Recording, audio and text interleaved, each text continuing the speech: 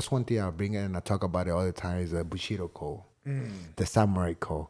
Is I got the I'm now that I'm older, I'm very grateful that he was one of the last karate senseis, old school mentality, that not only he would teach you how to fight, but he would teach you about the mind game. And the mind game was one of the biggest things that I took from him. And nowadays I see it's like what we call Mickey Mouse. Like the coaches, oh, yo, Mickey Mouse coach, man. Yeah, Come on. yeah. Yeah, you know, but you don't know. You bullshit. Yeah, yeah. You know? Mickey Mouse. So that's one thing that I'm very grateful for him, you know. And to this day, I still apply those same rules to my own students, even to my family. Like, it's a lifestyle. This is not just me punching, kicking you, and show you how badass I am. No. I can kill you with kindness.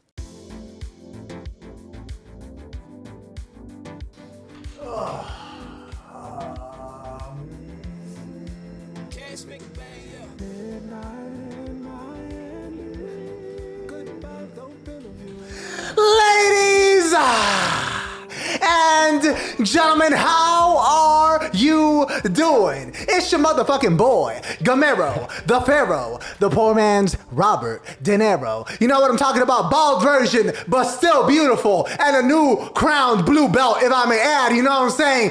Ladies and gentlemen, I'm ecstatic today, in case you can't tell, but my energy had a belt promotion yesterday. You know what I'm saying? With some of the finest MMA practitioners on this here planet Earth, and one of them are joining us today, ladies and gentlemen. But before we get to introducing the masterful skills of the man that we have before me, ladies and gentlemen, what are you doing? You know what I'm saying? Go on YouTube, hit that subscribe button. You know what I'm saying? Let's hope that you're on YouTube. Because yes, we're on Spotify. Yes, we're on Deezer, Apple Podcasts, all that good stuff. But ladies and gentlemen, more than anything, YouTube. You know what I'm saying? That's why we got damn 72 cameras in here. You know what I'm saying? Check out the man's chain. The man's looking correct. You know what I'm talking about? Yes, sir. Yes, sir. So make sure to hit that, you know what I'm saying, YouTube link. Hit that subscribe. Ladies and gentlemen, how do I introduce someone with so many accolades? You know what I'm talking about, ladies and gentlemen. The man before me is an MMA practitioner. The man before me is a two-time black belt. You know what I'm talking about, that we're going to get into in a little bit. Ladies and gentlemen, this man recently had a phenomenal performance in his latest bout, and we're going to get into all of that. Ladies and gentlemen, for the first time in the Midnight in Miami studios, we have Edir Belico Terry! My brother, how are you doing? All right, I'm ready to fight already. Oh, right. Let's go. He's like, bro, I'm a ring announcer, bro. He's like, where's my opponent, bro? Belico, first of all, thank you so much for dropping on by today. Thank you so much for joining us. It's an absolute honor to be able to finally, you know what I'm saying, we finally got it locked down. Finally. You know, it's been a long time in the talks, you know what I'm saying, in the works. And we're very happy to have you, brother. It's a pleasure. Of course, my brother. How do we even get into such an action-packed episode? You know what I'm talking about? I like to maybe start with the roots when it comes to the MMA fighters that come through these hollowed halls, if you will. Belico, talk to us about the roots. Talk to us about the moment that you decided that MMA was for you. Literally, that was when I was 5 years old. Talk to us. What happened? So this actually is a story that I started from Venezuela. I actually got my ass beat up in school. Oh, amen, brother. Me too. And I remember, I don't remember what was the reason behind it, but I got bullied in school. Okay. And I got my butt kicked by this kid, and I ended up getting suspended.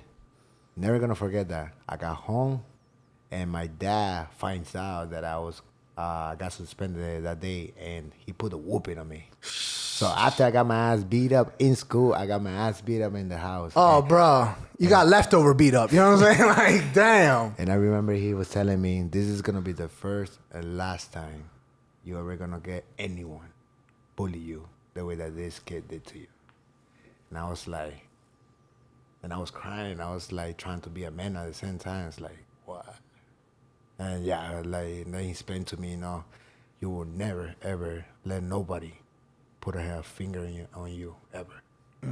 So 2-3 days later, after the suspension was over, and I went back home. I went back to school. Same kid.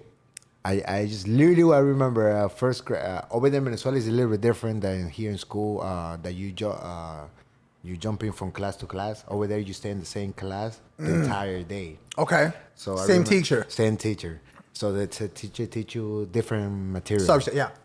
So I remember before to go to a class, I remember in Venezuela we had this traditional thing that we line up and then we sing what you said, I forgot how you said, el himno. National anthem. Like the national anthem of Venezuela. So we do that, and I can see from far away the kid that put the whooping on me. Oh, that's their boy. Man, I'm staring like I was like, I'm gonna whoop your ass so bad. I'm like, I'm not even thinking about anything. Bro, I'm getting hyped. Yo, when are we booking this fight, bro? Damn. So I remember after that, the whole thing finished, and they say, all right, guys, everyone, they ring the bell. Everyone has to go to their classes. Literally, I just once everyone started separating, I just run to the kid, jump on him, and Damn. and put the whipping on him. Amen, bro. Damn. And then after that, literally, I got suspended and went back home. My mother was pissed. My mom hit me, but what hit me the most, it was my dad. My dad came to me that day and he said, "That's exactly what I want. Don't you ever let nobody put a finger at you like that again." And he walked away. Damn. And I was like, whoa. Wow. Wow, what a powerful moment. You know what I'm saying? To establish such a story, an arc after that. That's amazing. Talk to us about the MMA scene in Venezuela. Did you start practicing any sort of MMA in Venezuela? Or? So no, the martial art, actually I started here in the United States. Okay. But I'm always been an athlete. I always done a sport all my entire life since I was little. In Venezuela, I don't know if you guys know, but in Venezuela is one known by baseball. Baseball is one of the biggest things. It's like in Argentina, it's like soccer. Oh, yeah. So Venezuela is my dad. He always put all my sons. I had 2 brothers and 2 sisters. Shout out the entire family. You know what I'm saying? Entire family. So I remember that my both brothers, they did baseball.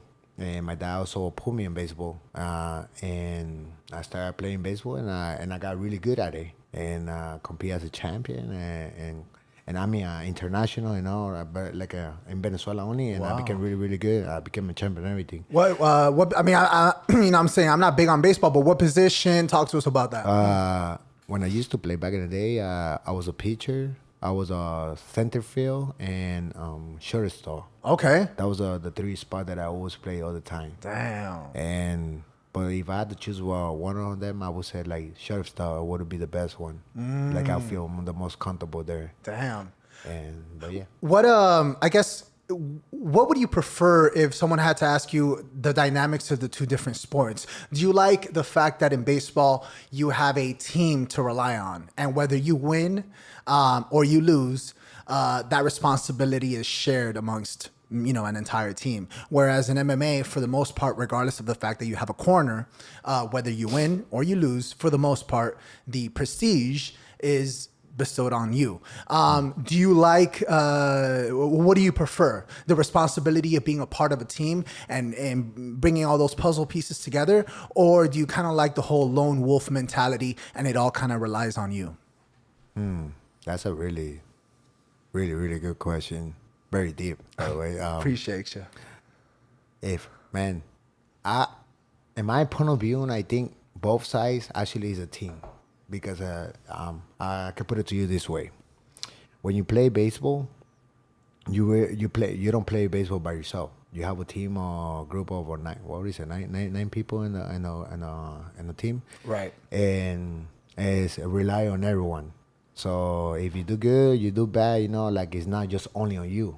So it's going to land on your team too. So if the team wins, you win, If you lose, the team most likely is going to lose. It depends, In MMA, I feel the same way, because it's like a team too. Because at the end of the day, the only way that I can step in on the cage is I had to first have a team. That team has to help me out, get ready. And just like in baseball, you have your own coach. In MMA, I have my own coach. Yes, I understand what you mean. Once I get in that cage, it's me and me only. But for me to get in that cage, I had to have some type of bodies that I had to go with. Oh, yeah. At the beginning, because if I didn't go with nobody, how am I gonna be prepared? How am I gonna be able to train a technique if I never have a body next to me? So to me, I do, and I believe that MMA it is and just a lone, like you said, like a lone wolf type of thing mentality. Yes, but at the end of the day, it is a team. At the end of the day, because I see it as a coach, I see it as a mentor, and I see it as a fighter. The person in the cage is myself or somebody else. No matter what, you are there. But if you win, we win. You lose, we lose. Because at the end of the day, we did everything together as a group. Because if I didn't help you in the first place, if I wasn't there for you, you weren't here in the first place. And then if you don't be here, you probably wouldn't be prepared. Ain't that a fact? Ain't that a fact? Belico, talk to us about the first day that you walked into an MMA gym. I mean, MMA, I would say first it was actually karate. Oh, okay. Yeah. Yes, talk to us about that. So karate was, what was it, 15 and a half. Was that the first martial art that you took part in? That was actually I was actually doing baseball still there at that point. Oh, damn. And I remember. It's like High School Musical 3, bro. You know what I'm saying? God, that's beautiful. I was trying to jump into wrestling. But this is the funny part about it. The school that I was going to, Coral Gables senior high school. I remember I went to go to talk to the coach. And the coach told me straight up like this: sorry, we cannot accept you because your grades are not the greatest. So I was like, oh, damn. So I had to have good grades to be able to do wrestling over here? God damn, like, bro. God damn. What you mean? I'm trying to get a takedown, not an A+, bro. Yeah. I'm over here, I just want to take somebody down, bro. Praise God. So, yeah, that was my first try, actually. But I was already doing baseball at that point. It got to a point that I got so frustrated. I was like, okay, then I cannot do that. So... And I was like, okay, what can I do here? So I started looking at it in the computer. It's like, okay, what can I find out around here that is similar to kickboxing and Muay Thai? Because I was really into Bruce Lee and Jean-Claude Van Damme movies. That was like my thing. I love to say them. And many other fighters, but those are like the main two guys that I watch a lot. And I was like, bro, I cannot find any school. And back then, when I was looking at them, there was nothing like that. There was only karate school, kung fu school, like very traditional school, taekwondo. And I ended up finding this karate school, which is Shotokan karate. Okay. Which is my first sensei, Sensei Lázaro Morfa. Big shout out. Big shout out to my old sensei. And I decided to go over there. And it's funny because back then I was wannabe ghetto. I like the ghetto kid, Oh, bro, I wore Echo Unlimited for the longest time, brother. You know what I'm saying?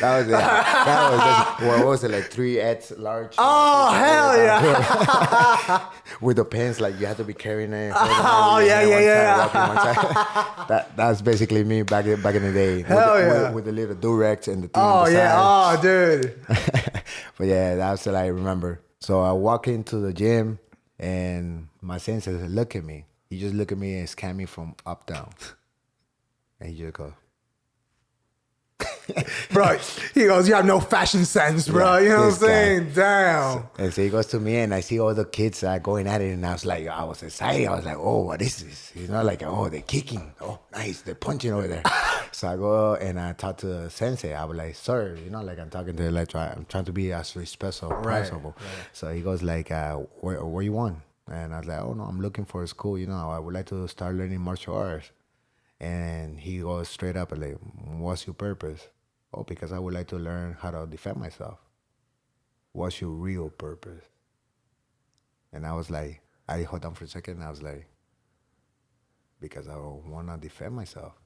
But I guess the way that he came to me and he asked me, because of the way that I was kind of like, with the attitude that I came in, right? Like I was like being the badass. Yeah. And he was like, okay, all right. So he showed me the classes. He said, okay, this is the classes. How old are you? I was 15 and a half. And it's like, okay, you will be in the team program. This is how much you have to pay for a monthly, man. So I see the month. It's like, oh crap, I don't have the money for Yeah, this. MMA gyms are not cheap. I'm not cheap, bro. And I didn't want to tell my parents. My parents said like back then I remember I was really hardcore with baseball. My dad was like, hey, you're gonna become a pro in this. You're gonna make money with this. And I was like, man, how am I gonna talk to my dad that I don't want to do baseball anymore and I wanna actually start doing martial arts? And then I don't know where I just decided probably a couple of days later after I talked to the sensei, I went back to school and I was like, you know what? F this. I'm going to just find another job, like a part-time job, and I'm going to work and I'm going to pay my own tuition and I'm going to go to school. Damn. And I did that. Oh. And for 6 months, my dad and my mom, why are you doing this? This is not you. Do you supposed to stay in baseball? This and that. Blah, blah, blah. I'm like, I like it. I want to do it. Yeah, and you guys don't have to do nothing. I'm paying for it. So, where were you working at the time? What I was doing back then, car wash. Oh yeah, car wash. But Damn. I was like another like a guy helping another person that already have like a business. Gotcha. And we would go to a place, whatever they call us, and we would go car wash it, and then we would drive to another place. Nice. So that was my way of making money. Wow. Back then as a part-time job. Right. So I would do that after school or on the weekends. Wow. That's crazy. That is crazy, man. You hear so many stories of so many MMA fighters doing odd jobs just to be able to pay for their training. Yeah. What part of MMA do you feel, if not 100%, is that hustle, that drive, that like you left something that, not that it was promised, but something that you were already extremely talented at, which was baseball, and pursued something completely new. Did you not love baseball anymore? Did you feel like you were going to be better at MMA? Like, what was it that really made you drop everything and do MMA? I felt that I was burnt out because I was doing baseball since I was little, and I felt like, after I was teenager, I started feeling like my dad was pushing it in a way. So I was doing it. I ain't gonna lie to you. I still love it and I will still play it, but not with the same passion that I do MMA. And MMA, martial arts, just overall martial arts, it was something that I was raised with since I was little. I was watching this movie and I was like, bro, I was always trying to do like the things in the movie. I was just there like trying to do the stuff, And I have photos of me when I was little that I'm always doing this Japanese positions of fighting and stuff like that. And I was like, all these things, like, why am I doing all this? Damn. And then I start getting on this fight, but not the fight because I want to get in the fights. Just fights that just happened because I was a very quiet person. So they're always trying to bully me. So it was something that it was always around my lifestyle all the time. Right. And then just realized that it was a moment that I was like, you know what? This is my life. This is my decision. This is what I want to do. This is what I feel like doing right now. I don't feel the same way with baseball. I love baseball, but this is just not the passion that I'm looking for. Right. And I kind of like asked that question to myself. Do I see myself in the next 5-10 years playing this sport? And the answer was no. And when you asked yourself the same question when it pertained to MMA, the answer was yes? Hell yeah. Dang. When I jump into karate, it's funny because when I jump into karate, I wasn't thinking about fighting. I wasn't thinking about competing or becoming a champion, nothing like that. I just want to learn self-defense. It's funny that after literally a month after I started joining the karate, my sensei came to me and said, Edir, I see greatness in you. You should compete next month.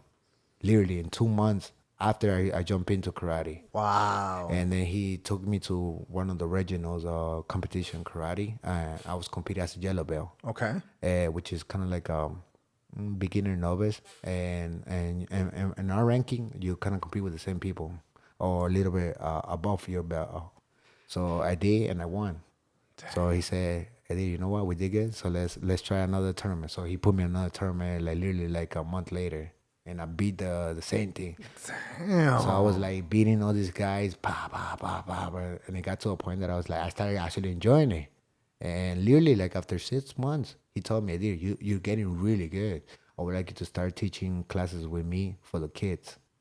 Wow. So literally, I was what, orange belt probably? I wasn't even at intermediate level yet, and I was already teaching, helping other teenagers or kids or guys that they were already doing it for years.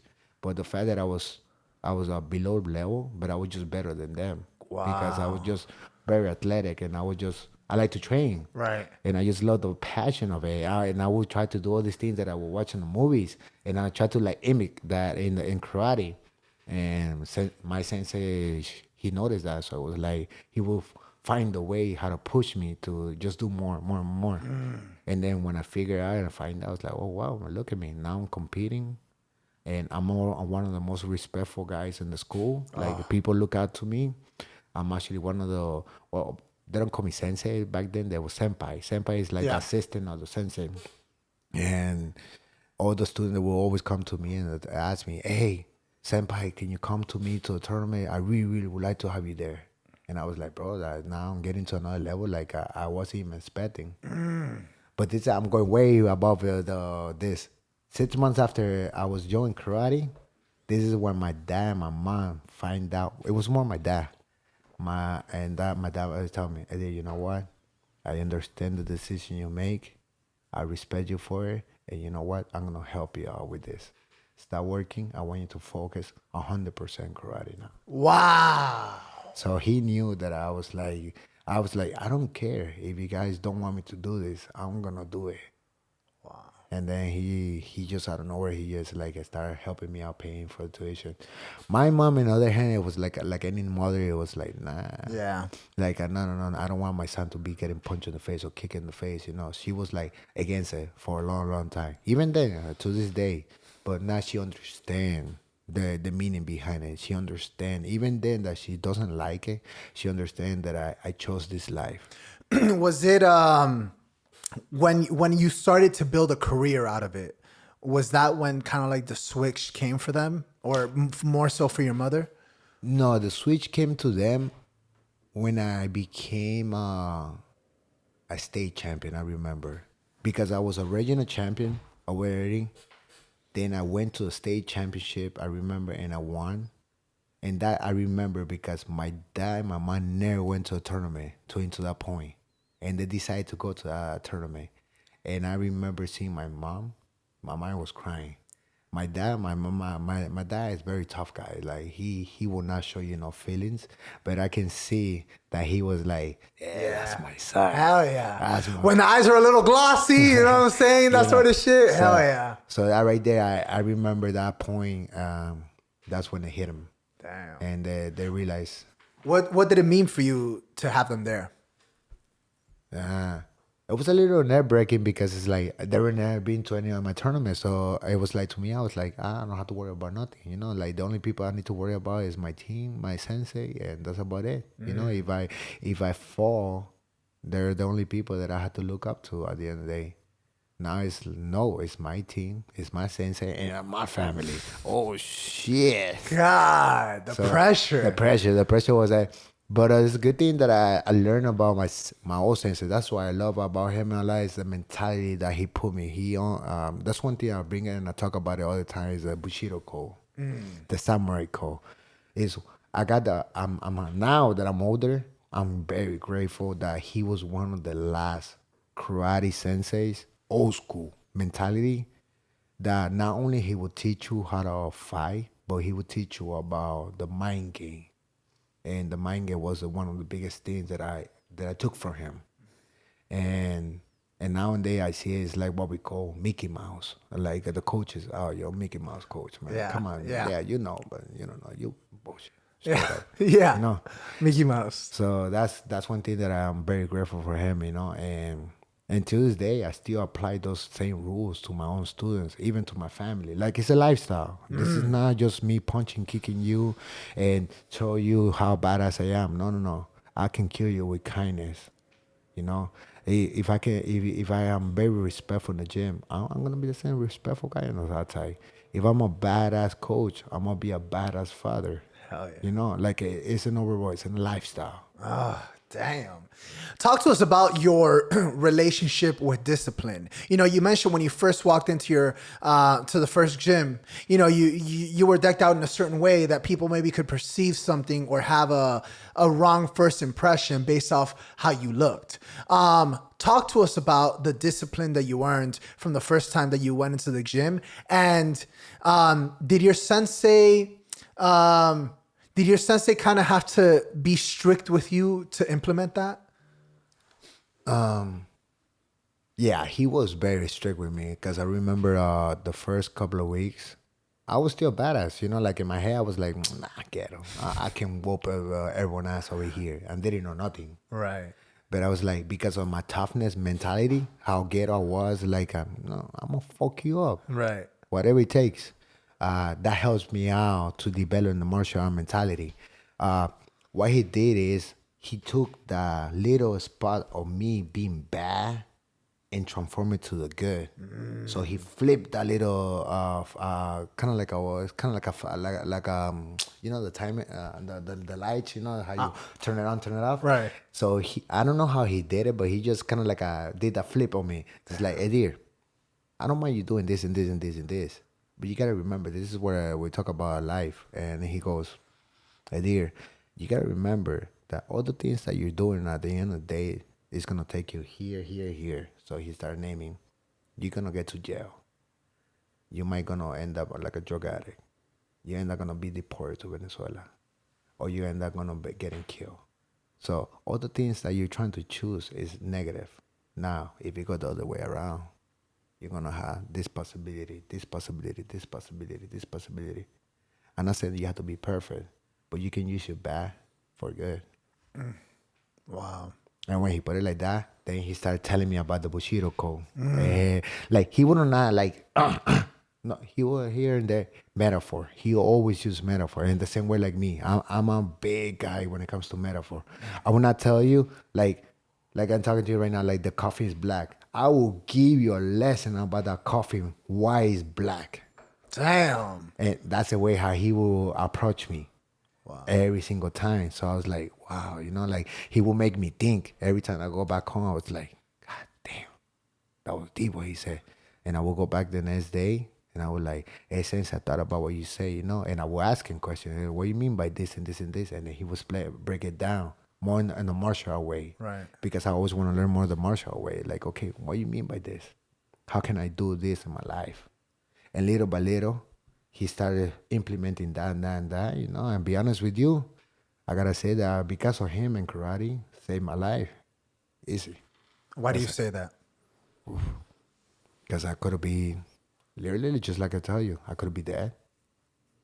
I could be a drug addict. I could literally be deported in Venezuela, just like a lot of my friends. I could be in jail. I mean, the worst thing. And I gotta say, because of karate and the way that my sensei put that mentality, that Bushido code, it makes that 360 change in my mindset.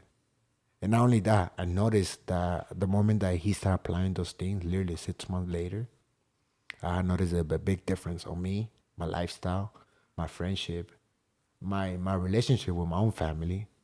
Everything changed.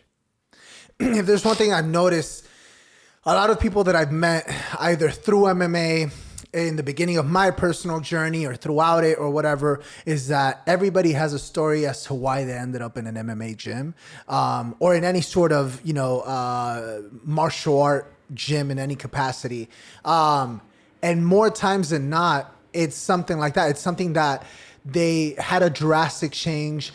And yes, they've gotten better as far as their skills are concerned, but their personal life has made a drastic change. Why do you think that there's still such a negative connotation to MMA or pro MMA fighters when, man, easily 90% of the people that I speak to that are MMA fighters in any capacity, either a hobbyist or a professional fighter, they're extremely disciplined in their personal life, their work life, their love life. Everything is balanced and they're just well-rounded individuals. I see the benefits in any way that you can think of outside of the dojo, outside of the gym, Why do you think there's still such a negative connotation to MMA fighters when there's so many pros that come from training? I mean, if it comes with a negative part, I have to say it's mainly for the people that people think about it negative at all. When they say MMA negative or MMA pro or is a pro fighter or that's negative, they're not educated. Yeah. And what I mean by they're not educated, they think that we just about punching, kicking, take each other down, smother you, kill you, try to, the only reason why you're still alive because we have a Georgia right there, right next to us. Now, the difference is they don't understand that each of us have a life outside of the cage. But the only thing that they see is just 15 minutes if you're doing 3 rounds or 25 minutes if you're doing a championship round. Exactly. Now, to educate the audience about this is very important. They got to understand that we've been through, I would say 99.9% of most of the athletes been going through hell. Yep. Just to be able to be in that cage. You don't know what they've been through. They might be getting sick. They might be going through some trouble with their family. They might probably find out the wife cheat on them or something like that. It could be a lot of things. They just lost their job and they still have to face them. They're probably the parent just died a week ago. There's so many things. At the end of the day, each of these fighters, they're human beings. Yep. And I would say about because I've been around this game for a long time. I would say about 95% of those fighters, a lot of them, they're really good mentors. Yes. And you if you do get a chance to be open and learn from each of them, man, you will be amazed the things you're gonna learn from them. And not only the aspect of fighting, it's more like the lifestyle, the mentality. Why you did this? Why you did that? What happened to you? What make you do all of this? And that's why a lot of people don't understand. They think that, it's just like, how to say, they're cup fighters. Right. So it's kind of like, oh, no, he's just a fighter. He's a dumb fucker. He doesn't know nothing about this. All he knows how to do is punch and kick. It's funny, but that's how it is, It's crazy, though. It's crazy, But yeah, that's basically, that's my opinion when it comes to that. Right. And it's so refreshing to see so many people prove that wrong. You know what I'm saying? Such as yourself, my brother. Ladies and gentlemen, speaking of Bushido code, that reminds me of one of the questions that we have sent in for today's first of 3. Ladies and gentlemen, that means 3 segments. And the first one is actually mail time. You know what I'm talking about? And in this beautiful segment, we asked our illustrious guest, you know what I'm saying? So, some questions that you yourself has sent in, because every Saturday or Friday or Sunday, whatever the case may be, the day before our guest drops on by the studio, we'll post a story on our Instagram. What does that mean? Boom! Follow our Instagram. You see it on all of our episodes. And you yourself can submit a question that we'll read on the air. And here we go. Belico, the people, they want to know. The first question. Ask him about his first fight. Oh, Talk to which us one, the pro or the amateur? I'm going to go... Give me anecdotes about both. Give me amateur first and then we'll do pro. Okay, so amateur. Let's go to amateur. That was actually my first in New Jersey. Yes. Okay. That was actually back then. It's funny because I talk to all my fighters nowadays. It's like, bro, you guys have it easy now. Why? You guys have it easy now. Damn. Back then, it's either this is when I was talking to you earlier about Danny time. Me and Danny Chavez, we used Shout out Danny, the Colombian Warrior. Chavez, baby. Colombia Warrior. This is we're going way back. Uh-huh. Back then, it was like this. It was simple. Either you're good enough to jump into pro, or just gotta continue training, and maybe if you get lucky, there's an amateur promotion out there. Wait. So you're saying your first fight ever would be a pro fight? Yeah. So back then, you had to be real freaking badass and have some cojones. Oh yeah, dude. And just like, hey, either you go pro and kind of like, or figure out where you can find an amateur show. And that's Spanish for testicles, brother. You know what I'm saying? But wow. So you had to go all the way to New Jersey. I had to go. I remember my master was telling me, one of my master back then from my old gym, he goes to me and he tells me, "Hey, Edir, we find a fight, but it's over there in New Jersey." I'm like, "Shit, I mean, Hey, let's go, bro. I mean, I've been over there, but I haven't been for a while. It's not for yeah. a fight. What? Shit, I'll get a cannoli after. What? That's a vibe. Shoot. Hell yeah. Let's go." So I find out it was me and two other teammates, but I already have amateur. What do you call it? I already have understanding of the amateur world, but that was gonna be my first amateur MMA. Boy. So we went over there, and then it was me and my other two teammates.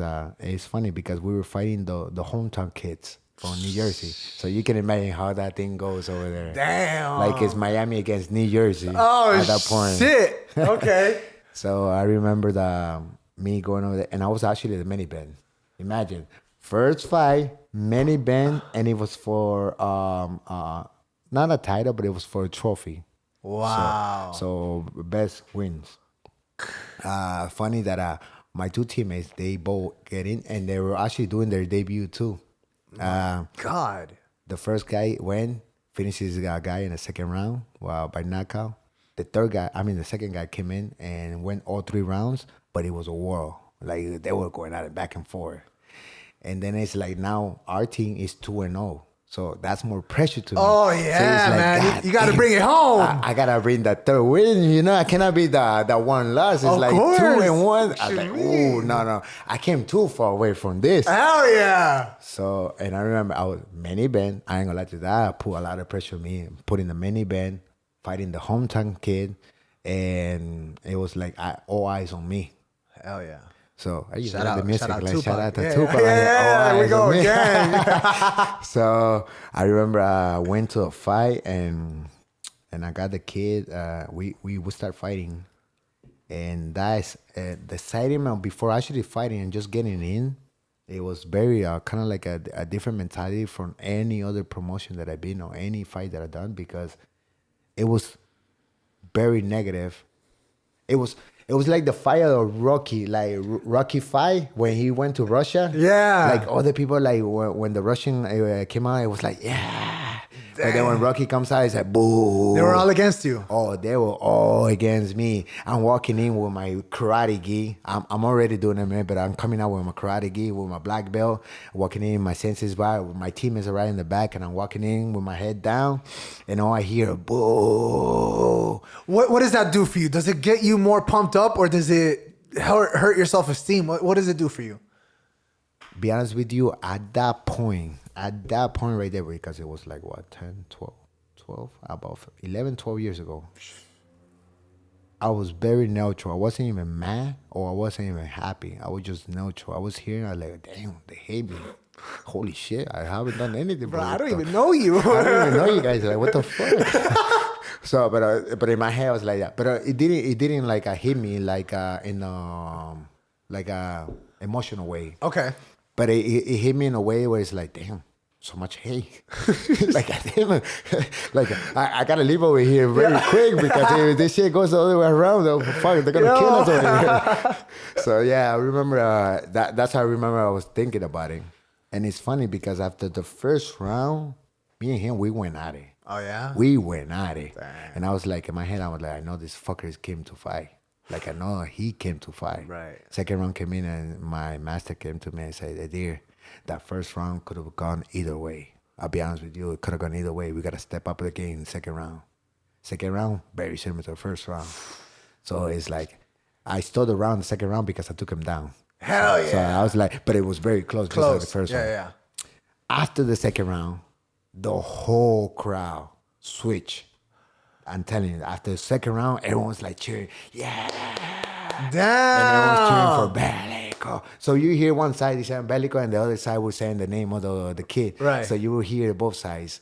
And I was like, then now the second round is like, I hear one of my teammates saying, hey, Belico, they cheering you. Bro, let's go, let's whoop this guy's ass. Let's go, let's let him know what's up, what we 305 all about. Let's show these fuckers. Damn. 305. and that hyped me up. Hell yeah! So at third round, same thing, just like first and second round, it was very, very close. But the difference is like I took him down more times in the third round. So basically, that's when I stole the round. So we went all the way to a decision, and they gave me the unanimous decision to me. Wow! And it's funny because when they give us the trophy, they give the trophy for the best fighter or best performance that night, and they give me the trophy. And the promoter goes to me and say, hey, it's either you guys, you can take it or he can take it. But both of you want it. And if you give it to him, we send you one to you to Miami. So I was being the nice guy. You know what? Fuck it, I won. Hey, bro, here, you take it. So I give the trophy that I won to the guy that he lost to me. And then I talked to the promoter and said, hey, don't worry, I will send you the trophy to Miami. All right, cool. And never sent it. Bro. They never sent it. Like, oh, it got lost in the mail. You know what I'm saying? Like, but I got a photo. I got a photo Hell with the yeah. trophy and the kid. Hell and yeah. in my mind, I was like, hey, you might stay with the trophy, but I got the win, baby. yeah, you know who won. So, you know who won. You know who won. You might show that trophy all day you won, but at the end of the day, when you have to say the truth about Ooh. When you go to sleep at night, you know what happened. You know what happened. That's fucking dope, yo. So that's basically that's one of my amateurs. And talk to us a little bit about that pro debut. Oh, that pro debut. Yeah, that was literally 6 months after the amateur. That boy moves fast. Yeah, my master just goes to me and he goes to me, Edir, I know you just have a fight recently. You had noticed that it's very difficult to find you a fight. You know that amateur shows here is really hard. You think people were ducking you? People already ducking me from way before. This is not BSing, but my name when it comes to the striking world, people know me. What's up? Dang. So people already kind of like I was already giving trouble to find or match me up with the right fight at the beginning of my career. Damn. So Matchmakers probably hate you, bro. actually they love me, but they hate me at the same time. Yeah, right, so it was right. like a love-hate relationship. I don't know. It was probably more hate than love. So I don't know about that one. But yeah, I remember he was telling me that, and he goes, Edir, be honest with you, I think we might have to go pro, and be honest with you, I think you're ready to it. Don't waste your time. We're amateur. So I'm like, hey, Mas, I'm always being the same guy. I'm like a soldier, a master. You said that? You think that it's good? Let's go. I don't question you. You know what you're doing. That's loyalty, boy. So right there. So I remember 6 months after the fight, and then they matched me out with this wrestler. Really pedigree wrestler. Yeah. This guy is like, it was a old school fight, a grappler against a striker. I'm a decent grappler and I was a decent wrestler back then.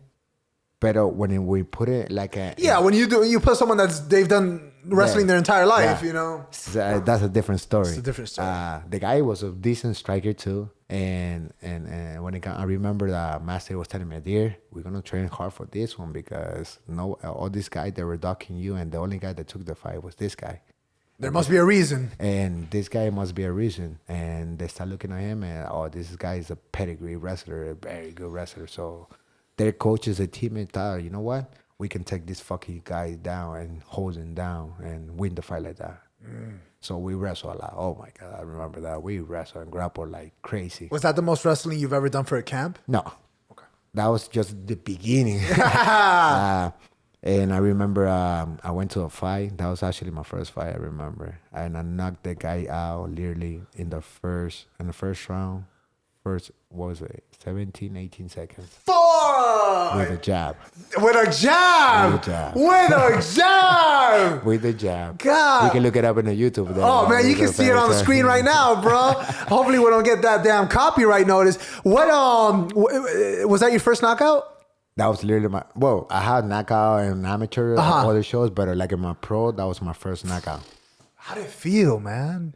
Oh, I cried that night. Hell yeah, shit. I'm about to cry right now. When they're doing the interview of me, I start like all manly, and then like 5-10 seconds later, I start crying. I was so emotional, emotional because like, bro, like in my head, the entire time, I ain't gonna lie to you, I was literally picturing blood. Literally, I was like, I'm gonna be bleeding in this fight. This fucking guy is gonna try to put the whooping on me. Like I'm picturing in my head, like this guy's gonna take me down. He's gonna ground and pound me, and he's probably gonna open my face, and my face is gonna start bleeding. Like I was picturing, like, what's the worst thing that can happen to you, Edir? Okay. And in my head, at the same time, but you know what? The way that I'm gonna be bleeding, that motherfucker's gonna be bleeding too. So, but in my head, I'm picturing like, oh, it's gonna be a war, 3 rounds. We just gonna go at it. Like literally, like, I'm thinking like, bro, the only way we're gonna stop it because there's a time and there's a referee in the middle, but you ain't gonna be finishing me. Bruh. Bro, you knocked him out faster than I would have microwaved the Hot Pocket, bro. And that's amazing, brother. That's amazing. That's amazing, brother. Wow. Thank you for answering the first of 3 questions. But wow, those are phenomenal first experiences. You know. The second question from our mealtime segment, Belico, what are the origins of the mask that you wear to your fights? Oh, the origin. That has to do a lot with karate, samurai. I'm a big believer with the samurai. I follow the samurai way. Okay. I think like myself like a samurai. Now, obviously, for the people that understand the history behind the samurai, you know, I don't follow everything 100%. What I mean, I try to do my best to follow the rules as a samurai lifestyle. Now, what I mean by that is like, for example, back in the day, talking about like, 1,500 years ago, 2,000 years ago. Oh, that is back in the day, bro. Like back in the day. It's not last week, bro. When they used to go to battle, they were ready in their mind. They will say bye to their family because they were already mentally programmed themselves there. Today, if it's my last day, I'm saying goodbye to you. You know, like, I'm showing my respect to you. And all of this, like they're already put in their head, today I'm dying. That's it. I'm dying. But I'm gonna die like a warrior. Shit. And then samurai like that, that's the mentality of the samurai.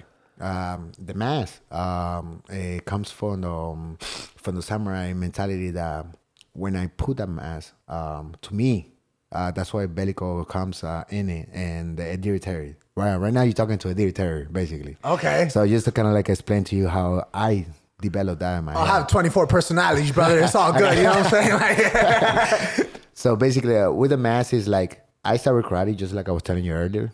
I always liked the Bushido code, and I always liked the samurai way of lifestyle, you know. And just like I was explaining to you earlier today before we start all of this is, we're not about here just about punch and kick and show you how badass I am. No, like it's a lifestyle. It's how you wake up. What do you eat when you wake up? Do you wake up the proper way? Are you negative? Are you positive?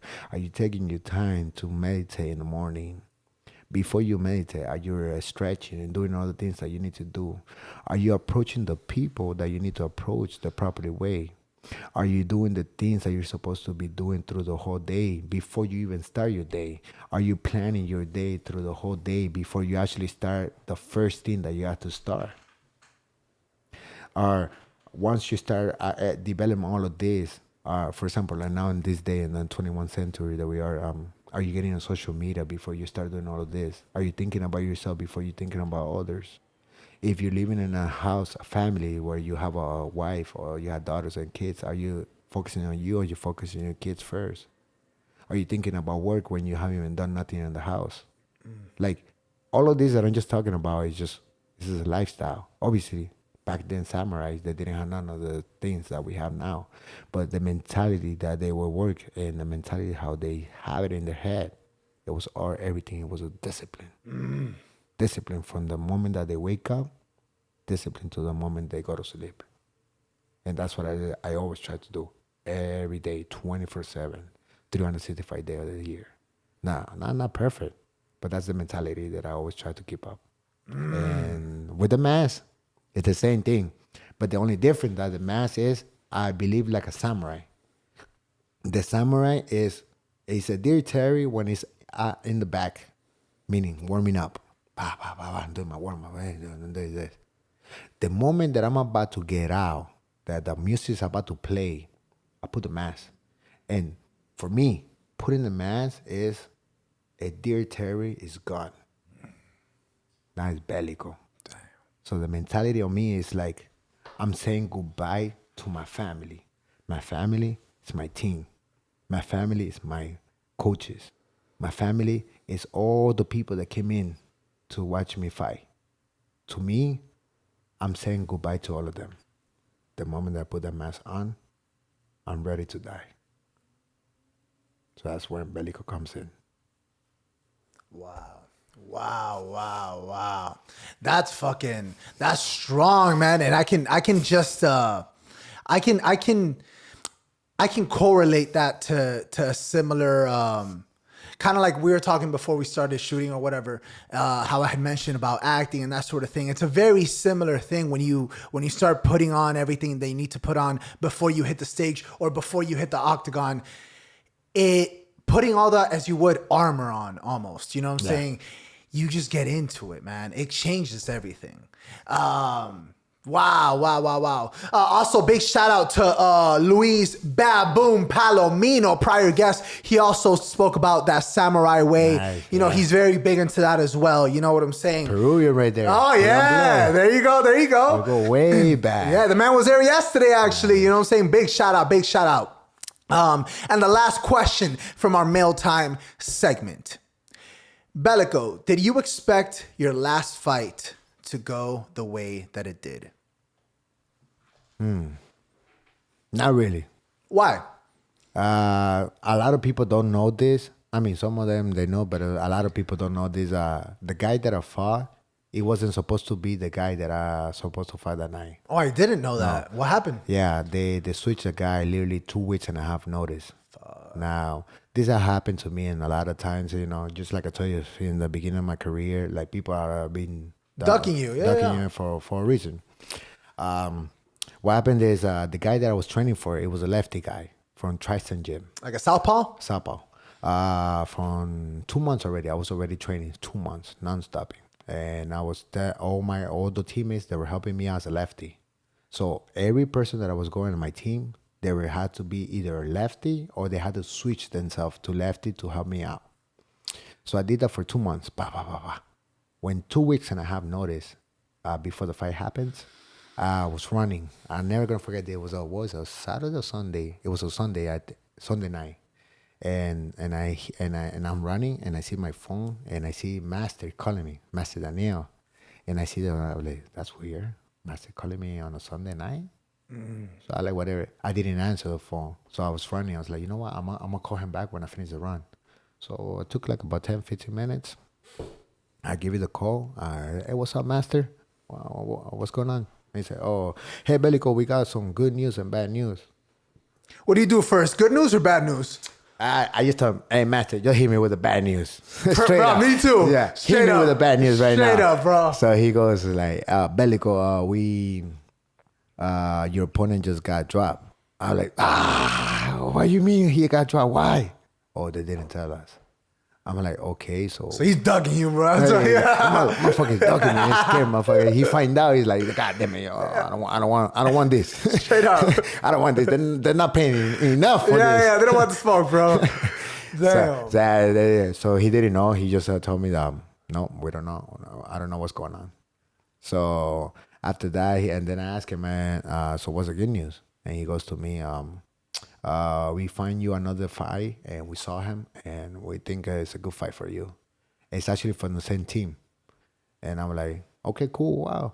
Master, whatever you say. Just like I told to my beginning master, I told the same thing. Master, you already know what to do. I'm here to do my thing. That's it. You say yes, I say yes. Simple as that. Damn. And then the following day, I went to the gym to look at the guys, sit down with the master. So the guy, I was like, okay, cool, same game plan. The only thing, the guy's righty. So now I had to switch my timing. That's it.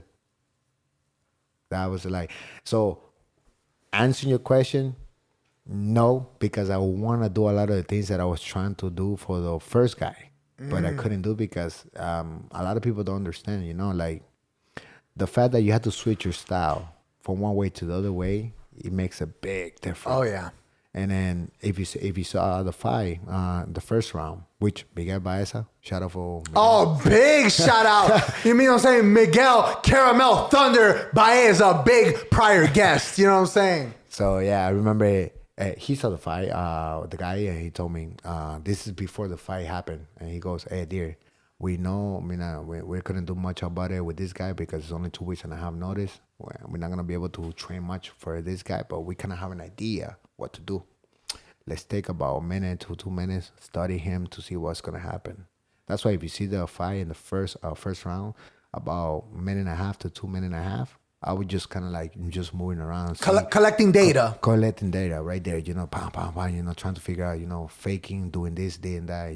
Not my style because I'm not like to go forward and kill you. Or you just from as soon as it starts, the moment it's like I'm putting pressure on you. Right. And I was putting. Look at how got it. You know what I'm saying? Yeah. So I was putting pressure on him, but a lot of pressure with fakes, with feints. But I wasn't like actually letting go, and that's one of the reasons that I wasn't very happy about the fight.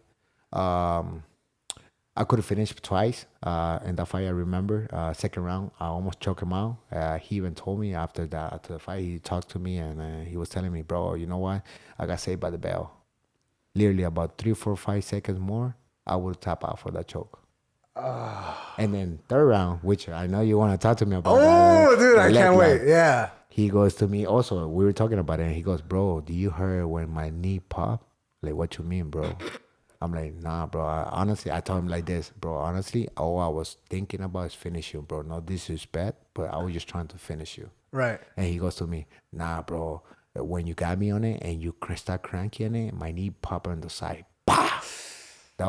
I believe that was my ligaments. And I was like, bro. Shout out ligaments, bro.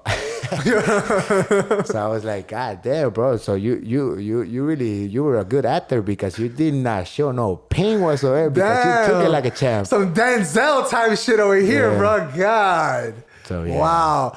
Thank you for those amazing questions. You know what I'm saying? Every single week, send in those questions. Was that calf slice, was that something you had previously practiced for this particular fight? Was it something that maybe it's your bread and butter and you just know how to do it really well? Or was it particular for this fight? Not either one. No? No. I'm about a well-rounded fighter. What I mean by that, I like to train a lot of things differently. I like to strike, I like to wrestle, I like to grapple. This move in particular, I remember it was Miguel. I remember he screamed at me in the third round, which it was about 30 seconds left in the round. And he screamed, hey, you got 30 seconds. And I remember Sensei, Daniel, he says, hey, take the back. So I take the back, I make the first hook, and I was about to ground and pound him, but I saw the position that he was and the way how he was giving me the position, his back and his leg were really exposed. And I was like, no. Fuck it. I got 30 seconds. He ain't gonna do shit. I'm already winning this fight. I'm gonna go for the kill. I'm gonna go for the calf slicer. So I saw the calf slicer already. I was like, you know what? Why not? I mean, I had trained the technique before, many times before, and I finished in school many times before. But it wasn't a technique that I was actually training for the fight. Right. It's just a technique that I know how to do it. Right. And if you give me the position, of course I'm gonna go for it. Oof. And that basically, he gave me the position, and I went for it. Damn! Did you immediately know that it was that it was done, that it was locked, or did you think maybe he was going to be able to hold off? I did not know it was locked into I flip him, and he ended up flipping me back. So that means when I went for the first roll, he stopped me, and then when I went for the second roll, and then he rolled with me, I was like, "That's it, you're done." Ooh. That's when I was like, I'm 100% here. You ain't getting out of this. Oh. You ain't getting out because this is the thing. Like, a lot of people don't understand about this submission. The submission is a 50-50 chance. Now, it means whoever throw the move first and whoever locks the leg first is the one that is going to have the most guaranteed to finish the submission. So that means the other person is going to feel the pain more. But he can also submit me back with the same submission if he knows how to do it. Right. But I got the momentum in the flipping. So technically, this is what I like to talk to my students about. Is like, you're always going to get a position where you go 50-50. That means 50% and 50%. And this position was 60-40. That means I got the 60%. He has the 40%. Damn. So, and then he told me the same thing. Hey, it would be a couple of more seconds. I would have tapped out for that too. Damn. So I was like, God damn it, you got saved by the bell twice. Yeah, man. Twice. God. Brother, I do want to know, What about the first time that you went into MMA Masters? What led you to MMA Masters? Kind of like what led you there? Did you know somebody beforehand? Did you hear of the gym? What led you to the doors of MMA Masters? Bro, I mean, I know the master for over, I would say about 14, 15. When they used to be in Belico. Uh-huh. This is when they used to call themselves Minotauro. MMA. Right. Yep. That's back in the day. In the day. I just became a blue belt on freestyle back then. Okay. I wasn't like close to them, like we always have respect between each other. The reason why I switched my school, which the school that I was before to that school, is because it got to a point that I was like I was one of the main coaches there. Like think about it like Cesar, Danielle, together, like a head instructor. I was one of them in that gym. And James is like the manager, kind of like the guy. Big shout out James, you know what I'm saying? Big shout out James, dog. It's Midnight Slim over here. You know what I'm saying? So, and I would do the part about what James does, like in the paperwork and all the managing and stuff. That's what I normally do. Right. Over there. So it got to a point that I was focusing a lot on the team and I was managing the team. So I was the one coaching them. I was the one preparing them. I was the one managing them. I was the one looking for them for the fight. I was the one looking for them for sponsors. So I was doing a lot of things. There was a lot of things on my plate back then. So it got to a point that my career as a fighter, it kind of like, it went like this. It didn't went up. It didn't went down. Because all my focus, all my energy was in the other fighters. And every time that it was time for me to compete, there was not many energy the same way towards me because I was a top dog right there. Right. And the few other top dogs, they were doing their own things. So it was kind of like very difficult to kind of like get this thing going together the same way like I was doing it for the other fighters. So it went like that for a long time. And I mean, for the passion, just like I told you from karate, although Bushido code, I'm always going to be with honor, respect, loyalty. And Tuesday, I still do it. I did it for many years with no question whatsoever. And it got to a point that I had to realize, and I was like, bro, you need to become selfish. Mm-hmm. And the reason why I jumped to that conclusion is because all the fighters, and I made a lot of fighters champions, and I made a lot of fighters undefeated under me with my team. But thanks to me, mainly me, because I was the one inside doing all these things that people did not know. And then it's like, okay, where are they? They're not here. They're cool with me, but they're not cool with the team. But they're not in the team anymore. Now, what's up? Now, I need help. Who's going to help me? So it's like, bro, like all this energy, I make you good. I brought you all the way to a black belt level, and then you just leave. And then it's like, bro, I'm getting older. Can I continue doing this like this? Where am I gonna go? I mean, like it's gonna get to a point that it's like, how far can I go this? Because at the end of the day, just like I'm telling you this, I tell this to all my students. We all have a clock, and that clock is ticking, and it's only clicking one way. And going back. Mm-hmm. And it is the true reality that many fighters will never gonna understand. And I tell you this because I've been with a lot of fighters.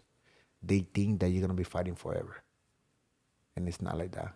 You're gonna get older, you're gonna get a youngster that is just not as good as you, but he's gonna put the whooping on you just for the fact that the guy just have better reflex. He's younger, he has less beat up on his body, and he's just more hungry. That's the love of life when it comes to for an athlete. So that made me realize I was thinking about it for a whole year, questioning myself, should I continue doing this? And it got to a point that I was like, bro, I just can't do this no more. I seen it for too many years. Where are those fighters? Yes, they under me, I did this, I did that, but then what? I'm still here and I look at all of them. Nah, not anymore. do you feel that support now from, the corner that you constantly have at MMA Masters? Do you feel backed up when you go to war now? Oh, hell yeah. Hell yeah. It's like the fact that the masters are there is good enough for me. Every day, Monday through Friday, I go to a class. Master, they're there sitting down, just looking. I don't spare nobody, and I never like that for nobody. I'm very similar to Danny in that particular area. I don't like attention. I hate that. I don't like to be like, hey, Belico, you're doing good. Right. No.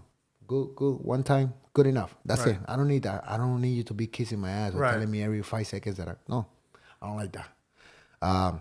But the fact that the masters are there looking at you, looking at the whole team, that says a lot. Because it's one thing that a lot of people don't understand, fighters don't understand this is, we have a limited time in this world. And the fact that the masters take their time to come, stay in that class for 1 hour and a half, 2 hours, or 3 hours, whatever the time is, and look at you, you should be grateful for that. Maybe they're not talking to you every 5 seconds. Maybe they're not holding path for you. Maybe they're not going over there to teach you a specific technique because you're probably messing it up. The fact that the coach is there, it should tell you a lot. They're sharing their knowledge. And the most important thing is, a lot of people don't understand this. They're sharing their time. A time that you will never take it back. People don't get that. And I give you an example for that's the reason why the biggest thing that make me understand, become more selfish in that particular area. Because even then, now that I'm in this team, I still doing the same thing. But now I'm very balanced way where it's me first, me second, me third, and then I'm going to help you out around. Because at the end of the day, I'm still believe this is a team player. This is like, no matter what, you do good, I do good. Yeah, of course. You become next belt, you're going to make me better because you're going to get good. I have to get good. So no matter what, I will help you out. But it's not going to be with the mentality that I was before back then, that I was helping you out. I was giving, and never anything back. Right. Wow. Ladies and gentlemen, every single week, you know what I'm talking about? We have three segments, and the second one is actually called Movie Review of the Week. You know what I'm talking about. And in this beautiful segment, we ask our illustrious guests for a suggestion, a recommendation, bro. Let's say you got 2,000 people, and they're about to get ready for a Belico fight. You know what I'm saying? And they got like 2 hours to kill before that fight. You know what I'm saying? And they want to watch something, whether it be a TV show, a movie, Netflix, HBO, Hulu, whatever it is. What would you recommend? Ideally, 5 out of 5 stars. It could be, you know what I'm saying, if you do anime, you know what I'm saying? Shout out Danny, always does Attack on Titan. So anything that you would recommend as far as like a movie, TV show, really anything as far as media to entertain the masses. Just for entertainment? Just for entertainment, brother. I mean, we were talking about this early. That's what I was like, oh, this is a perfect movie. Yeah. The bucket list. The bucket list. The bucket was, what's his name? Morgan Freeman and Jack Nicholson. That's actually a bucket list. I mean, people that believe in life, life is very important. You know, like every day that we have 24 hours. And thank God, you know, I'm grateful. You're healthy. I'm healthy. She's healthy. And the fact that we're here right now talking, that means something, you know. That I took the chance to actually come over here and talk to you, that means a lot to me. That you actually put your time and talk to me, that means a lot to me, you know? Because you don't know, maybe right now I get out of the car and I get in a car crash and that's it. It's done deal. My life is over. Yeah. Simple as that. Obviously, I'm not going to be thinking about negative, of course. You know? But it's the way, so the movie, it kind of like bring that things to your head, you know, like kind of like, hey, live your life every day 100%, to the fullest. 100%. Actually, that's amazing that you bring that up. Big shout out to GSXR Panda, that was actually one thing that that kind of hit me. That was actually one of the guests that we had on here. Phenomenal, beautiful soul, beautiful person. She wrote she was a motorcycle rider, and she was tearing up the scene down here, and she unfortunately got into an accident.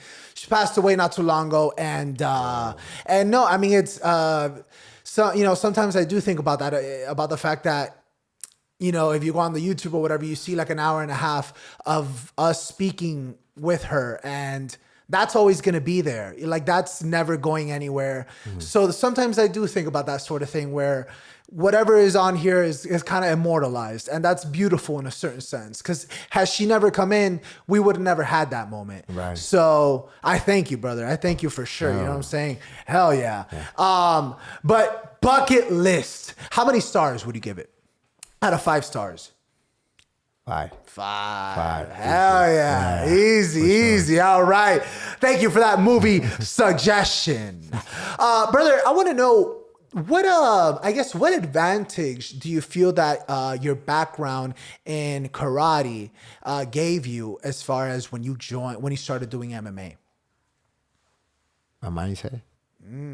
More than like the physicality, but the physicality was a big win, because back then when I went to join the first MMA gym, karate, it was known, but none of the fighters knew karate style. Right. So I was actually the only traditional karate stand-up fighter. Damn.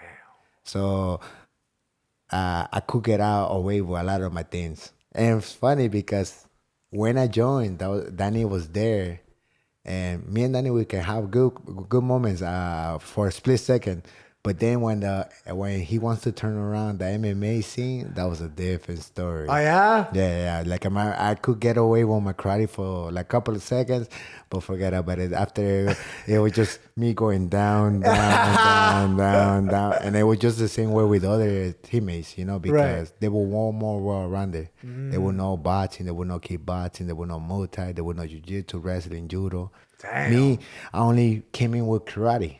And I knew a little bit of judo sweep, because in karate they teach you some judo sweep. Yeah. And a submission on the floor, but they don't land on the floor from that much. They don't throw many throws that much, But in the old school karate, they actually teach you that stuff. Damn. But it's not like deep how it is now in MMA, that you can learn a lot. For example, if you want to learn jiu-jitsu submissions, you just do jiu-jitsu. Right. You want to learn how to throw somebody down to the ground, you can do judo, you can do Greco, you can do freestyle. You know what I mean? If you want to strike with somebody, you want to learn how to punch them, you do boxing. Right. Or karate. Or, well, not taekwondo, because they don't punch. Let's say you want to do a little bit kickboxing, then you punch and kick. Right. Or you want to use a little bit elbows and knees, then you do Muay Thai. What came after karate for you? Was it boxing, judo, jiu-jitsu? No, it was a freestyle. In the gym that I was, they teach it was boxing, kickboxing, Muay Thai, freestyle wrestling, Greco wrestling, Japanese judo, and Brazilian jiu-jitsu. So it was a combination of. So when I went there, I went only with karate, because that's all I knew. Right. And at the beginning, it was good for me, because none of them they knew how to fight a karate. But yeah, with time, they got the timing. They understood everything. So at the same time, they were understanding my game style. I was learning their style too on the ground, mainly on the ground, because I didn't know. I was like, have you ever seen that fish? If you take a fish and you put it on the floor with no water, how they're... that was basically me. That was basically me. Fish a fish with no water. Yeah. Back then. It's crazy, when I look at it, it's like, God damn. And you suck at it. So now it's a different story. I do want to know, when you first started off with your amateur career, you started off so unbelievable. You had such a strong beginning. You won that amateur debut in Jersey, in a place where, you weren't liked when you first walked out. You had another fight a month later. At what point did you feel challenged? When did your first, if you don't mind me asking, when did your first loss happen? How did that affect you? And because, up until that point, wouldn't you feel like, I run this. I started 6 months ago. I'm doing an amateur. I'm doing another fight a month after. At what point did you feel challenged? My second fight. Oh yeah. Yeah, it was all the wrong reasons. Second fight was I remember I actually lost. It was a split. I think it was a split decision. It's funny. I was training for this guy because the man, and I'm not gonna name the manager, but the manager back then gave me this guy and he said, "Bro, you can beat this guy." I was 1-0. This guy was already, I think, 4-3. What the fuck? Yeah, like the guy has a lot of fight. Yeah. Like he was a war around there when it comes to like experience wise. He was way more experienced than me, both physicality and then technique wise. I could beat him. Now, when I took the fight, I was like, fuck it, let's go. I'm the type of guy is like, I don't care, bro. I honestly not care. I want to fight the best guys. Hell Simple yeah. as that. Hell yeah. I want to fight the best guys. So To be the best, you got to beat the best. You know what I'm saying? Simple as that. Hell yeah. So I took the fight. I was training for it. And it's funny that I find out the day of the fight, the guy's a lefty. I did not know. The entire camp that I was doing, the guy was a lefty. But how does that happen? I'll be honest with you. I guess it's stupidity and immatureness. But you blame yourself? Yes. Myself first, then the manager. But I will tell you this, and back then and to this day, since I was 15, I'm a man of my word of everything that I do. I blame myself first before I blame anyone else. Respect. So the loss, I took it like a man. It's my fault because at the end of the day, I'm the one in the cage. I'm the one doing what I had to do. But yes, I take the blame on me first.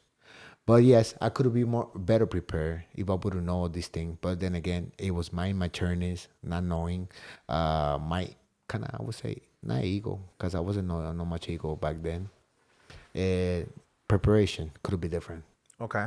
And he tested me because right there when I was standing, I remember getting in the cage. I remember the referee goes, "Are you ready? Are you ready?" So I go like this, and the other guy goes like this. So he goes kind of like telling me like, "Hey, touch gloves." Yeah, and I never do, by the way. Never no? do. No, hell no. So he goes like that, and I just go like this, and I go with my face, and I tell him like, "No, We ain't touching nah, shit, touch boy. shit, bro. It's all business over here for me." Damn. Business. So we start fighting. At the moment that he run to the middle, and I run to the middle, I notice that he's lefty style. I like, what the fuck? What? This guy is lefty or he just switched on purpose? So I started like kind of like fight. So that split second got me like thinking. Right. 5 seconds, 10 seconds. Okay, shit, move to the other side. Because you cannot be moving to a regular side when you're ready, you're supposed to move to your right side because you want to get out of the power side. But with the lefty, you don't want to go to the right side because now you're going to the power side. To the power side. So you gotta go to the left side. So the split second, I was like, oh shit, move to the left, move to the left, move to the left. And I remember, I think he caught me with a cross in the first round, kind of like at the end of the first round, clocked me in the middle of the cage. No, against the cage. And I was like, wake up, I was like, what the hell? And second round came in, where it was kind of like the same thing, back and forth thing.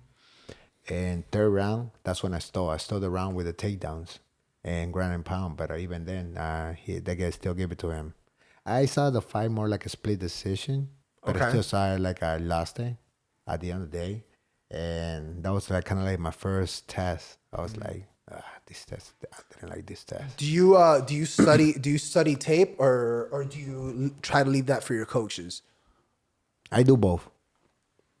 I like both sides. Back then, I used to actually do the studying myself. Okay. Just like I was telling you the story that I was basically the guy doing everything. And then when it comes to me, I had to do my things on my own. So yeah, I remember back then I used to do it. Right now, I still do it, but not much focus on the guy. All I do is just saw a little here and there. It's like, okay, he likes to do this. He doesn't like to do this. All right, cool. Everything else, I leave it to the masters. What's your relationship with your opponent before and after? Has it always been respect? Has there been a time where at the face-off or at the weigh-ins, people are talking shit gets heated, or is it always respect? And then after the fight, has it always been respect, or has there ever been a chance where the beef wasn't settled after the fight? Okay. Put it to you this way. I have more than 100 fights already. God, that's some Mortal Kombat shit, bro. Between amateur and pro. Of course. Okay. Never. I had never been disrespectful in only one time. Talk to us, man. I gotta only know. one time. I always respect all my opponents, no matter what. Right. I might not like you. I like you. It doesn't matter. I always gonna show you respect. I respect everybody that steps inside that octagon, man. That or any cage, man. But tell us, I gotta know. So that happened. And I remember what was it, my 4 or 5? I think it was a 4 or 5 fight. It was this. I don't even know his name. I forgot his name. I can't remember the name. This guy, we supposed to fight 135, and the contract was 136. So basically, they give us 1 pound allowance. So to make the story short, I got to the weigh-ins with my 2 teammates because there was 2 teammates that were fighting. By the way, shout out to Edwin. Oh, big shout out Edwin, and that boy can grill up, bro, like nobody's business, bro. He did a barbecue. Oh yeah, fire. Hey, you guys don't know this. Our badass chef over in Samurai. Oh yeah. Oh, 100%, man. So yeah, so it was Edwin. It was one of them, and my other teammate, name is Tulio Quintanilla. So we, all 3 of us, were fighting that night. I mean, not that night, the following day, but we were waiting in for the fight. So we all professional. We went into the weigh-ins and we all make weight. Find out my master calls me literally about 45 minutes to an hour after I waiting already. So I was already driving because I was in Fort Lauderdale something. I forgot, West Palm Beach. And we were driving to a restaurant that was about 30 minutes far. We get to the restaurant. We sit down and we already ordering. So the order was about to go in. I get a call from the master. Hey, Belico, where you at? I like, master, we're about to eat right now. We just finished ordering. I got some bad news. No good news this time, like, bro. What? No good news. No good news, just bad news. I like, God damn. I was like, I just went on the phone and I look at Edwin and Tulio at the same time. And I was like, hey, what's up, master? And he goes, your guy came in, what was it? It was 12 pounds, something like that. He was an upper weight class. He was 46. Bruh. 47. He was looking at Francis Ngannou, bro. Like, what you mean, bro? Damn. He was like the other weight class. Like, my about, God. It was 10, 12 and a half. It was 2.5 or 13. I don't remember. But bottom line was that commission was not going to let the fight happen. Right. No, it's too much. So it's too much. So master he goes, all right, hey, I'm going to talk to the coaches and all this. Try to make him drop something. The guy ended up dropping less than a pound. What an asshole, bro. So the guy was already talking shit from me and my team before the weigh-ins. So then this happens, and then I'm not there. So, and then Master goes, Edir, I mean, if you still want to fight, you got to buck up. I'm like, what you mean? Master, I haven't even eaten nothing. But I've been drinking, hydrating myself, doing all these things that I do normally. At that point, I know I was already about 145 easy. And I haven't eaten yet. Right. And you weighed at what, 135, 136? 135 on the dot. That's a professional. I'm a professional every day, bro. It's like I tell the master, hey, master, no matter what, I will make weight if I had to fucking cut a leg, but I will make weight. God, that's dedication, bro. Dedication, baby. So I went back. I had to go back. I told my teammates, hey, bad news, bro, but we have to leave right now. And they both say, why? Master told me that I had to go back because I had to re-weigh myself in for a bigger weight class. Oh, my God. And then I explained the whole detail to them, and they were pissed because they haven't eaten. Right, they like of me. Course. So they couldn't recover the way that either me because of this asshole. Oh, my God. So we went there, and Tulio was the one that was more pissed. Edwin was just quiet. He was pissed, but he was quiet. He was just with the head down. He was fucking quiet. Bro, don't play with people's food, bro. Damn. I remember Totally telling me, my motherfucker, you better fucking mean the motherfucker. Fucking look at him and tell him, motherfucker, I'm gonna fucking. Bro, everything that was coming out of his mouth, it was F. And I was like, God damn. I'm like, I'm not too, but damn, relax, bro. I'm the one that's supposed to be more pissed off right now. I'll jump in for you, bro. Fuck this shit. Damn. So yeah, we get in. I saw the guy. The guy looked at me like with a mean mug. I was like, you bro, motherfucker. And he just go look at me. What, nigga? He goes like that. And I was like, you're gonna get it, motherfucker. Oh. So I went in. I just took out the t-shirt, but I left my pants. And it says 145.8 exactly. I look at the commission, and they say, wait, you good. When I say good, I just walk away, master, peace out. And I just I point at this, tomorrow you're going to get it, motherfucker. I had never talked to any of my fighters, any of my opponents with a bad word or disrespectful like that. But at that moment, I just point at him and I told him like that. And that's honestly that's not. I've seen worse. You know what I'm saying? Like that's not too bad compared to what it should be, given his own professionalism. Yeah. You know. And I fucked him up last night. Hey, that's a man of his word. A man of his word. You know what I'm saying? Damn. Ladies and gentlemen, every single week, you know what I'm talking about? We have three. I said 3 segments. And the last one is actually the quest for the truth. You know what I'm talking about? And in this beautiful segment, we ask our guest a random, emphasis on the word, random question from this here deck of cards. I don't know what the question is going to be. I skip them if we've done them before or if they're a little corny. You know what I'm saying? So here we go. All right. Interesting. Yeah, it's interesting. Okay, this is a good one. I'm not sure that we've done this because we've done pretty much all of them. But alas, here we go. Belico, what do you get in the most arguments about? Can you repeat that question again? What do you get in the most arguments about? So what do you fight? What do you fight about with other people? Also, politics, religion, favorite fighters. Let me tell you something. It's just funny that you asked that question because I've been having this conversation with a couple of my students. Okay. And family members. I'm a peaceful guy. What? Peaceful guy. Gotcha. Meaning that no matter what, I will not fight you. I will listen to your point of view. I will try to put myself in your shoes. And I'm going to leave it as that. Meaning that I will give my point of view.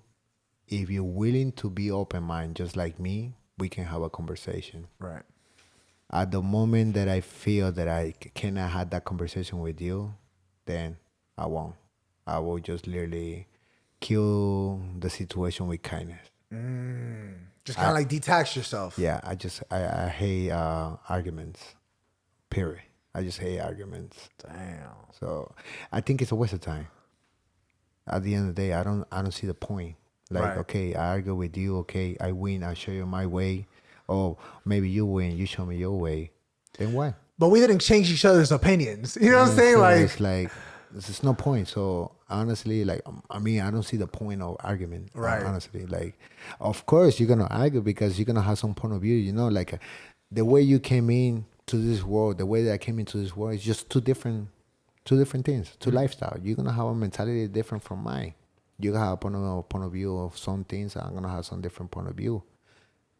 That's why they say when you have a talk. That's why I'm a big believer in the circles. This is another thing I talk about a lot with the people in my circles. Is like there's three sides of the circle. We got the small circle, middle circle, and the large circle. Just like you, me, her, everyone has it. Mm-hmm. The difference between all the circle is the small circle is the tightest circle closest to you. Those are the mean. Those are the people that you know they're gonna put their hands on fire for you no matter what. Those people are the one that they're gonna help you outgrow. Those people are the one that no matter what happened to you, they will be there. Those people are the one that they're just helping everywhere, physically, spiritually, emotionally. Those are in the type circle, and most likely in the type circle, if you really understand your type circle, you're not gonna have no more than 10 people. That's 100%. And if you have more than 10 people, you're not doing it right. It's not a tight circle. That's not a tight circle. Then the second circle goes like it could be some family members, it could be some friends, some here and there acquaintances that you see. They help you here and there, but they're not like right there 100% of the time with you. And then the third circle will be like more like acquaintance here and there, but guys or people that you see, hey, what's up, bro? How you doing? Maybe they'll buy a ticket to one of your fights. You know what I'm saying? That sort of stuff vibe. like that. Right. So like that's how that's the way I see it when it comes to this particular area. Great answer. Great answer. Belico, I'd be remiss if I didn't mention the store, you know what I'm saying, that you have open. Talk to us a little bit about that. How'd that come about? The man's got so many items, you know what I'm saying? You see some of that on the screen. Talk to us about that. Right, so before we talk about that, this is something I'm pretty sure because you're into the YouTube stuff. So this is something that I actually is all together. Okay. So this is an app that I actually use with a Share the Meal. Okay. So now I don't know if you guys know, but let me talk about that real quick. Share the Meal is basically an app program that does help people from other countries, like third world countries that they don't have like food or things that they don't have the capability that we have here in the United States. You know, like so what I do normally, and this is where my business come in, and my business, I mean a couple of businesses that I have. For example, the store is a period that I have for fitness, martial arts, for women and men. Also, I'm trying to jump into the kids' size and also the martial arts gear. Nice. So I sell all those things on my website, which is, if you guys don't know, is my first name, last name, which is edirterry.com. Boom. You can look it up there. Now, what I had to do with Share the Meal, that's basically organization, a non-profit organization that I try to do my best, and I've been working with them for about a year and a half. Yeah, about a year and a half probably. Anything that I make money out of my company, I take a percentage of it and I give it to them to give food to these people in other countries. And that's what I try to do every time, even with my fights. Every time that I fight, you know, I try to get money out of my purse to help them out, you know. And even with my regular job that I have. And that's one thing that I'm a big believer when it comes to it, you know, because I come from Venezuela. I'm very grateful because I have lived the three lifestyle, meaning I have lived the rich lifestyle, I have lived the middle lifestyle, and I have lived the poor lifestyle. So I seen the three sides. You've seen it all. I seen it all. And then this is one thing that I'm very, very, very into it. And this has to do a lot with what I do also with the YouTube page. I don't know if you're familiar, but I have a page that I call CTW, which is Climbing the World. And I do kind of like blogging stuff that I do around the state, doing stuff like crazy stuff, adventure stuff. And I do like little giveaways to my followers. Very cool, man. Give them a follow, subscribe, you know what I'm saying? Get in on that giveaway. And and I do that with Share the Meal too. Damn. So once I do the blogging, I always tell them, hey guys, if you get anything from my company or if you guys decide to donate or something like that, you know that where it's going. You're not just helping me. Right. You're helping other people through me. Wow. Man, I congratulate you, bro. to give back. Not a lot of people give back. Some people forget their roots. Some people forget where they're from. You know, you get Americanized, you forget certain things, and you never did, and I commend you for that, my brother. I really do. Before we start wrapping up this phenomenal episode, this powerhouse of an episode, Edir, I want to know, what weight does the flag of Venezuela hold for you on your back when you go out and you represent those colors? What weight? I mean, I'm Venezuelan till the day I die. Also, for those of you that don't know, I'm actually half Peruvian from my dad's side. Wow. But I was born and raised in Venezuela. Okay. My dad came into Venezuela when he was in early 20s. So I feel Peruvian too, in a way, in some type of way. You represent both when you go out, I right? represent both. For the people that knows me, like really, really deep on my martial art mentality, they know that I'm on both sides. Hell The yeah. people that just getting to know me, they know me as a Venezuelan only. Right. But yeah, no, I'm very proud to be Venezuelan, half Peruvian, and soon I'm gonna become a U.S. citizen very soon. Hell yeah. Congrats, my brother. And but at the end of the day, I'm still gonna be Venezuelan to the day I die. Of I'm course. gonna represent Venezuela to the day I die. Right. To me, it's You go to the citizenship with a vino tinto shirt on. You know what I'm saying? It's gonna be like, hey, those are not the colors. My bad.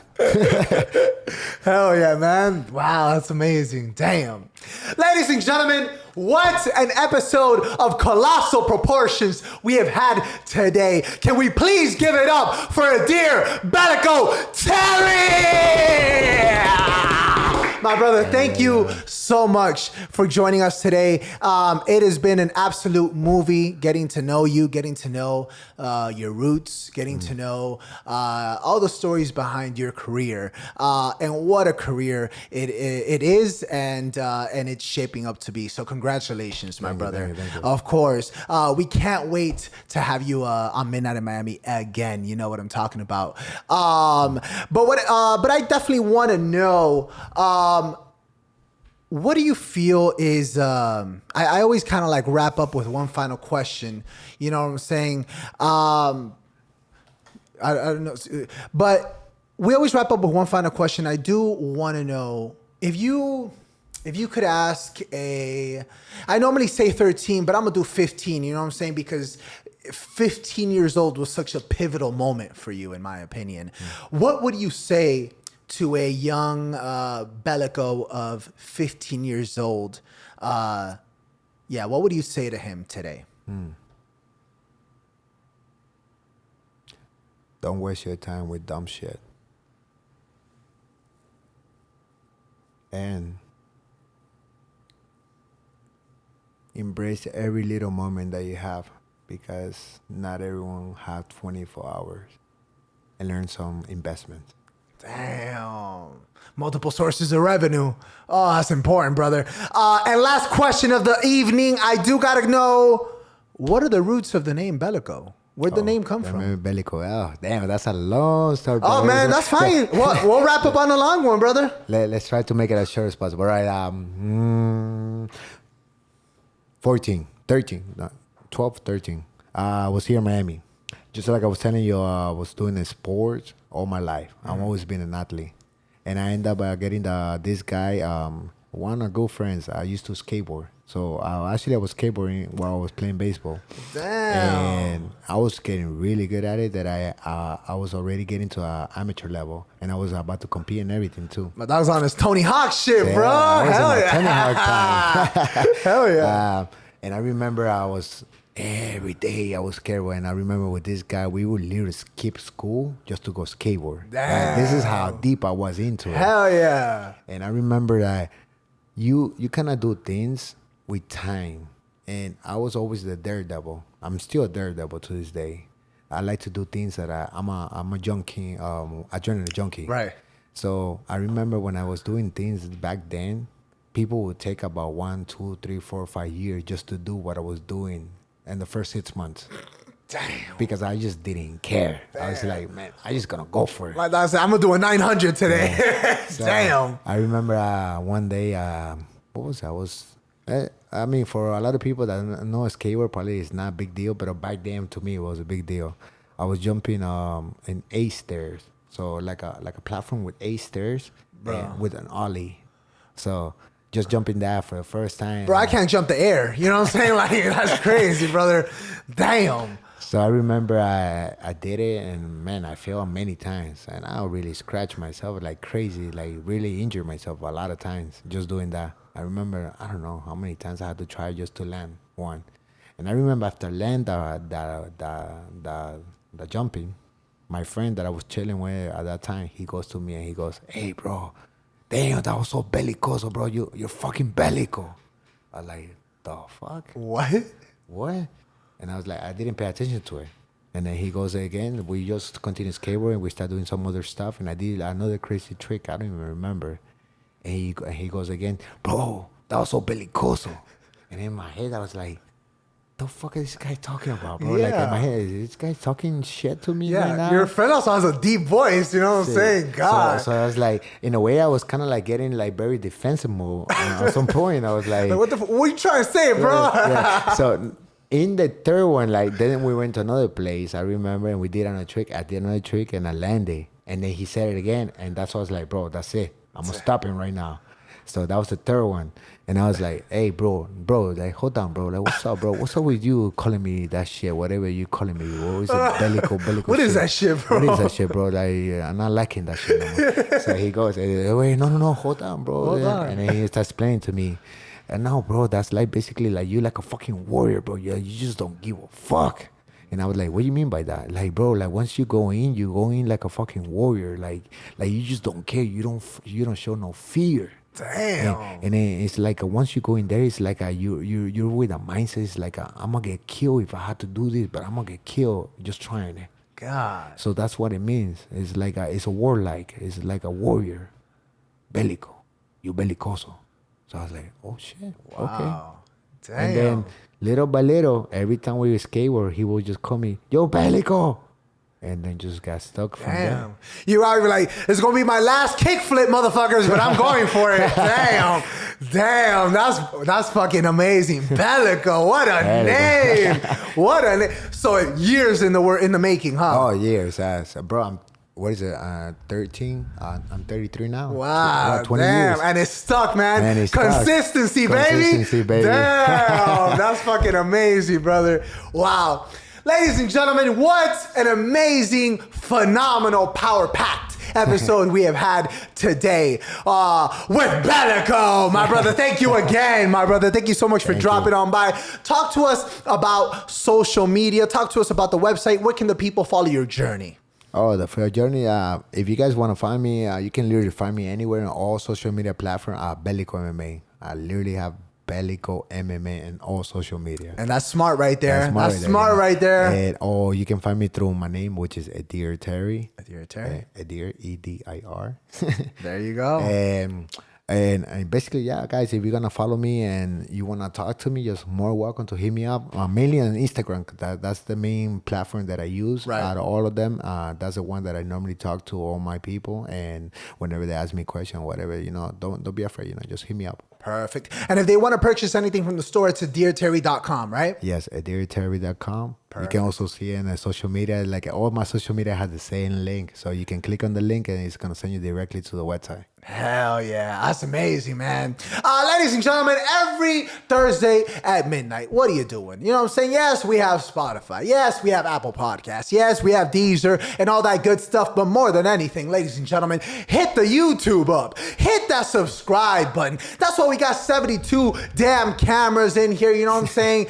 Bro, we make it happen. You know what I'm saying? We got to get all the angles. You know what I'm saying? Make our guests look as great as they come through. Come correct. You know what I'm saying? That's what I'm talking about. Ladies and gentlemen, every Thursday at midnight, you know what it is.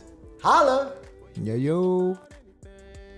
And it don't matter what the world thinks. You can say how you feel on midnight in Miami. Where you can push it to the limit. It gets real.